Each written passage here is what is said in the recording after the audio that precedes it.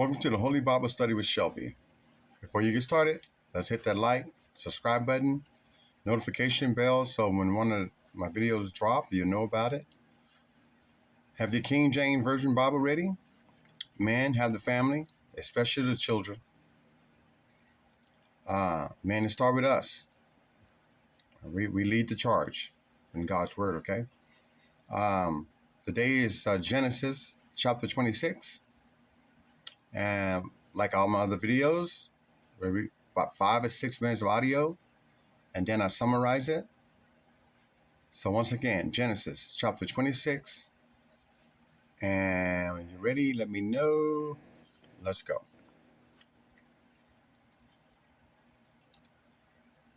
Genesis 26. And there was a famine in the land beside the first famine that was in the days of Abraham. And Isaac went unto Abimelech king of the Philistines unto Gerar.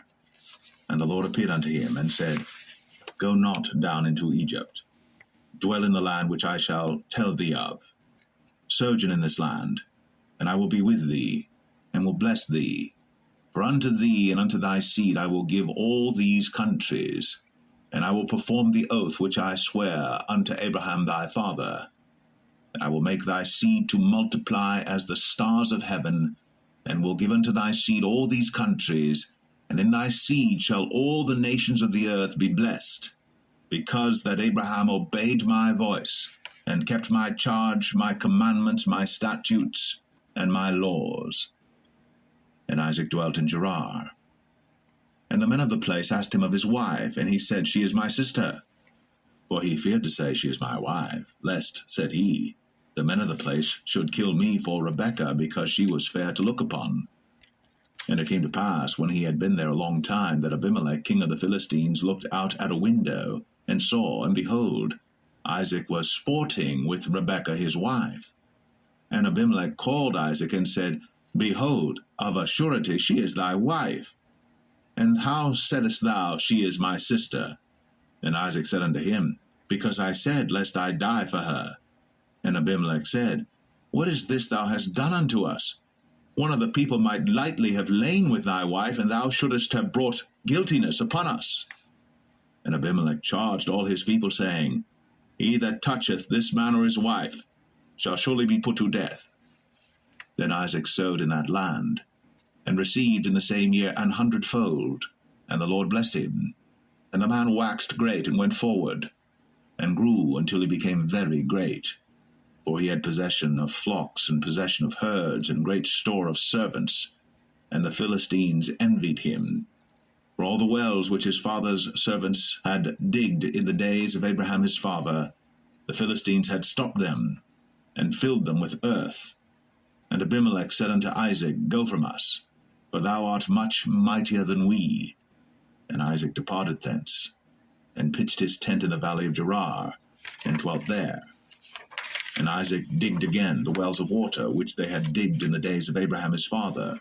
For the Philistines had stopped them after the death of Abraham, and he called their names after the names by which his father had called them.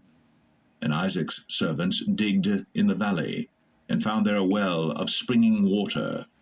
And the herdmen of Gerar did strive with Isaac's herdmen, saying, The water is ours.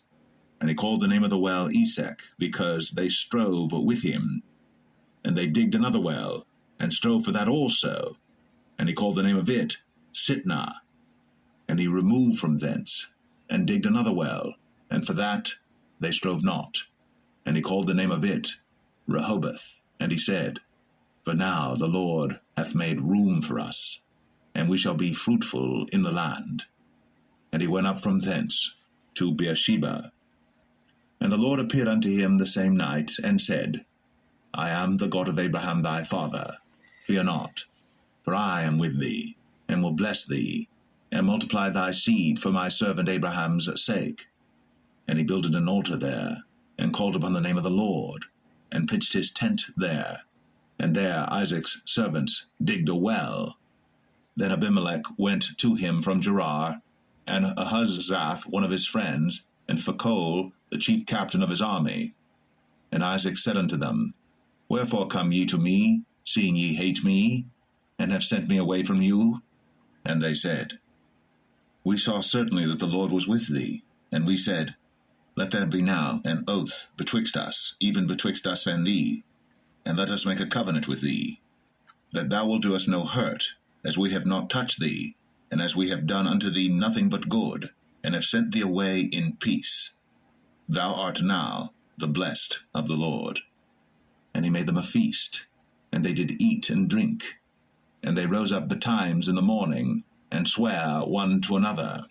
And Isaac sent them away, and they departed from him in peace. And it came to pass the same day that Isaac's servants came, and told him concerning the well which they had digged, and said unto him, We have found water. And he called it Sheba. Therefore the name of the city is Beersheba unto this day.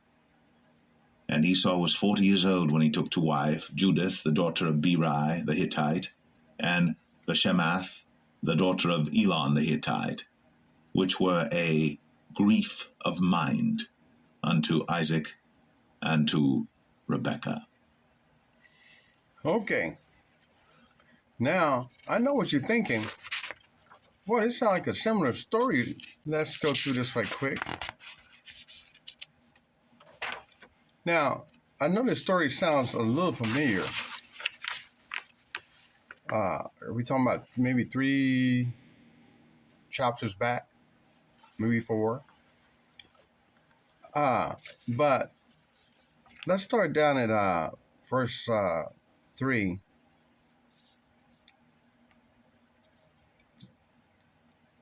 And it reads, the Lord is telling him, sojourn in the land I will give thee, and will bless thee.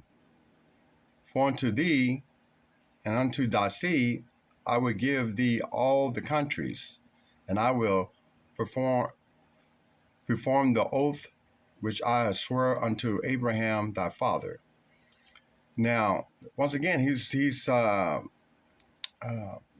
keeping a watchful eye on not Isaac and Rebekah.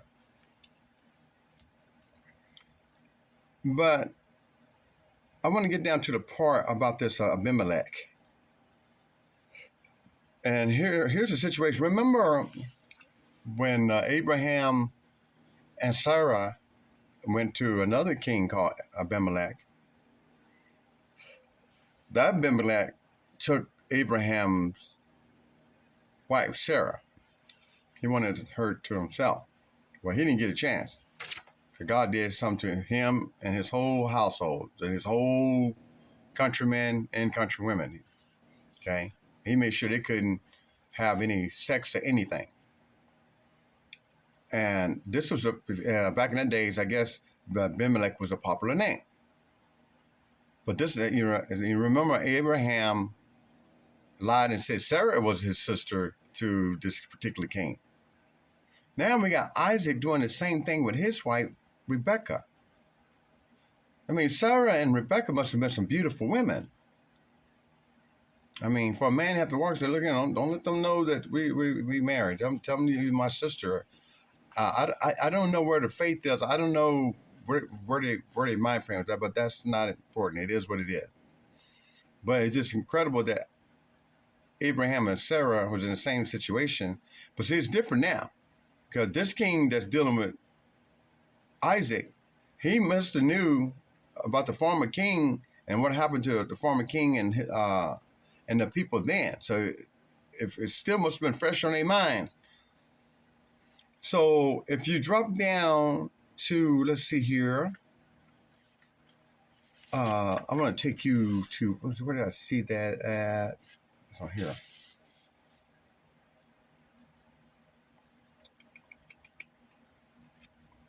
The part where he said the king looked out his window and saw Isaac sporting his wife. Well, sporting his wife, what that mean? He probably was kissing her, giving her a hug, kissing her. They was man and wife, so they had to pretend they were brother and sister. But when they thought nobody was looking, he might showing some affection to her. So this king is like, wait a minute, if they supposed to be brother and sister, what's going on with all that down there? So he confronts Isaac and say, hey, what are you doing? I thought you said it was your sister. What are you trying to do? You trying to bring us problems? Because basically he must have knew about the other king. His name was Abimelech too. So immediately he even threatened his own people. Do anybody touch this woman, I'm gonna have you killed. And he told Isaac, Isaac, hey, we want you gone. We don't want no problems. We heard about what happened with the last incident with this. No, we're not doing this. We know about your God, basically. Okay? But Abraham went into this land of the Philistines with what he had and came out with more than what he had. I mean, the Philistines were so jealous that Isaac had so much wealth that they was jealous. But they still didn't want nothing to do with him. They knew that the God they would have to deal with, of them. Okay? They had this Abimelech, this right here, did like the first Abimelech did. Hey, we gotta make a promise. Make sure we don't get hurt. Because we didn't do nothing to your wife. We don't want y'all. We want you gone. I mean, we don't want no problems. Okay. This king was smart. Like I said, he must have been fresh on their mind what happened maybe 10 years ago. I don't know, but it was fresh on their mind. So this king saw it right off the bat. He didn't desire to go get her. Maybe he was thinking about it, but until he looked out the window and saw what was going on. How do two brothers and sisters carry on like that, kissing and hugging? I mean, a wife and husband do. So, once again, God made sure that Isaac was okay. And Rebecca was okay. But it's just amazing that they, like Abraham did, Isaac did the same thing. He lied about his wife and I'm talking about it was his sister. So, I find that very fascinating. Now, the last two verses, Esau is getting ready to come back into the picture now. Esau has been, well, let me read it right quick.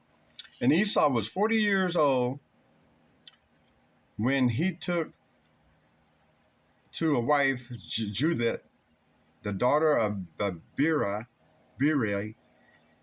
the Hittite, and Bershemet, the daughter of Elon, the Hittite. Verse 35, which were grief of mine unto Isaac and Rebekah. Now, if you remember, Abraham told his servant that made a promise that make sure that Isaac did not mess with any of the Hittite. I mean, he named some people. He didn't want them to mess with nobody else but his own kind.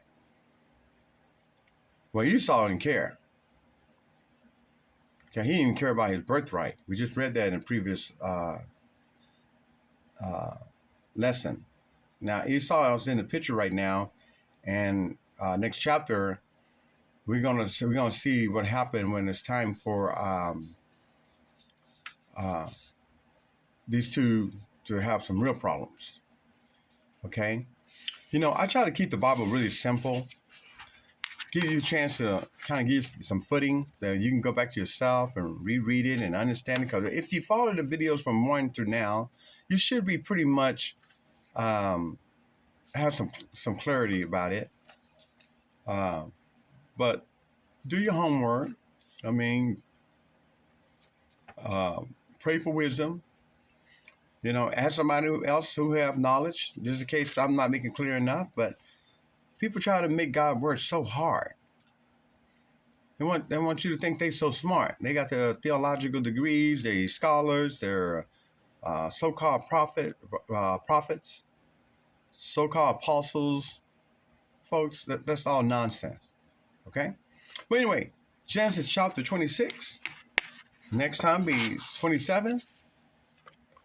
Until then, be safe, be happy, be peaceful, and thank you for your time.